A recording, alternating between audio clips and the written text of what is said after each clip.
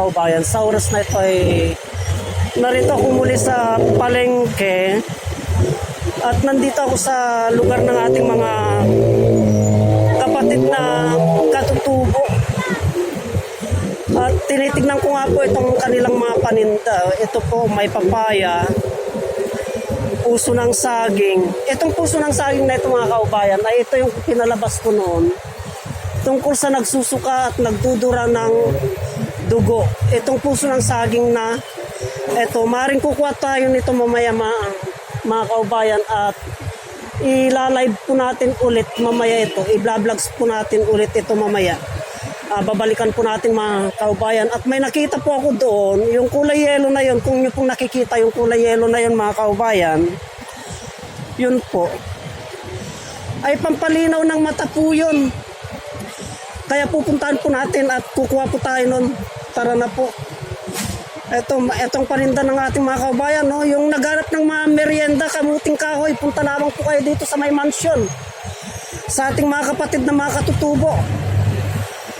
Yan, sariling pananim yan mga kaubayan, kaya masarap. Ang produkto ng mga katutubo ay masasarap po lahat yan kasi mga native. Di ba kabages? Katulad dito ng palayan ito mga kaubayan. Yan yung mga pinapalabas ko na gamot sa ubo. Mabibisa po. Kasi po, pag nangailangan ako ng mga halamang gamot, sa mga katutubo po ako tumatakbo na magagilap. Kaya lapitan po natin yon mga kaubayan at titignan po natin yun. Itong paninda ng ating kababayan. Ito. Kung nyo pong nakikita ito mga kaubayan, ito. Ay ito yung tinatawag na tiyesa. Tiyesa po ito mga kaubayan. Kukuha po ako nito. At ilalive ko po ito mamaya pong gabi, mga alas 7 ng gabi.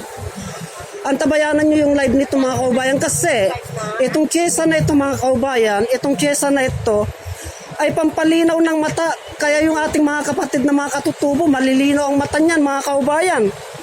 Kasi gawa nga po ng kanilang mga kinakain. Gawa ng kanilang mga produkto na kinakain. Isa na ito mga kaubayan, itong tiyesa na ito, kukuha po ako nito at ipapaliwanag ko po mamaya sa aking videos kung paano po nagsilbing isang halamang gamot na pampalinaw ng mata itong tiyesa na ito. Katulad din po ng kalabasa ito mga kaubayan. Kaya yung ating mga kaubayan na medyo malabo ang mata, subukan nyo po itong tiyesa na ito. Hanggat panahon po ng tiyesa, nandito po sa sarap ng mansion bakery po. Ito, madalang po ito mga kaubayan. Sila lamang po ang nagtitinda nito. Kaya kukuha po tayo nito at ipapalabas po natin sa ating videos mamaya mga kaubayan. Ito, kukunin po natin ito.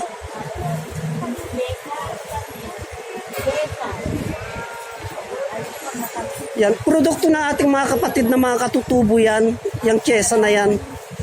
Kaya tignan nyo ang ating mga kapatid na mga katutubo, pag sila po nagkaroon ng mga karamdaman, sariling halamang gamot po ang kanilang mga ginagamit na panglunas sa kanilang mga karamdaman mga kaubayan. Kaya ipagpatuloy po natin ang paglalakad hanggang ngayon doon po mga kaubayan. Tignan po natin, tara na po.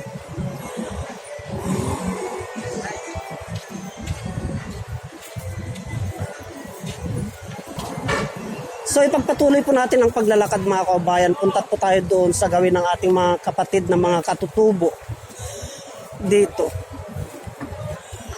Kung inyo pong maalala, itong lugar na ito ay hindi na po baguhan sa inyo itong lugar na ito mga kaubayan. Kasi tuwing mag-vlogs po ako tungkol sa mga halamang gamot ay lagi po dito sa area na ito. Tingnan po natin, i-transit po natin.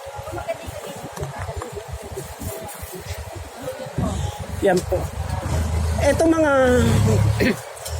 mga produkto na ito mga kaubayan, itong mga gulay na ito ay puro mga native po ito mga kaubayan. Kaya ipagpatuloy po natin at silipin po natin yung paninda ng ating mga kapatid na katutubo doon po. Tara na po. Kaya yung ating mga kaubayan na naghanap ng mga sariwa, ito may gatas pa oh. Ayan mga kaubayan, oh. Gatas ng kalabaw. Yung gustong mga magpalakas mga kaubayan, ma-vitamins po yan, gatas ng kalabaw. Dito lamang po sa may Kunti J. Kaya pagpatuloy po natin ang paglalakad mga kaubayan. Ito. Ang paninda ng ating kapatid ay ganito rin, puso ng saging. Puso ng saging, yan, saging. Saluyot. Yan po mga kaubayan, sampalok. O yung mga gustong magsigang. Ayan, sariwang sampalok mga kaubayan. Punta lamang kayo dito sa Kwan. Sa may Kunti at Your Gold, Kunti J. Mga sariwa. So wala po yung iba nating mga kapatid na mga katutubo mga kaubayan. Maring hindi po sila nagtinda. Ayun, meron din tiyesa dito mga kaubayan. Sayang, nakabili na tayo. So hanggang dito lamang po yung ating mga kapatid na mga katutubo at ipagpatuloy po natin ang paglalakad doon. Tignan po natin kung mayroon po tayong may vlogs dito sa banda rito. Ito mga sariling gulay, mga sariwang gulay mga kaubayan. Saging ang lalaki oh. Kaya yung mga naghanap ng mga prutas mga kaubayan, punta lamang po kayo dito, ang lalaki oh, saging. So pagpatuloy natin ang paglalakad mga kaubayan, tingnan natin kung meron po tayong matutukan doon.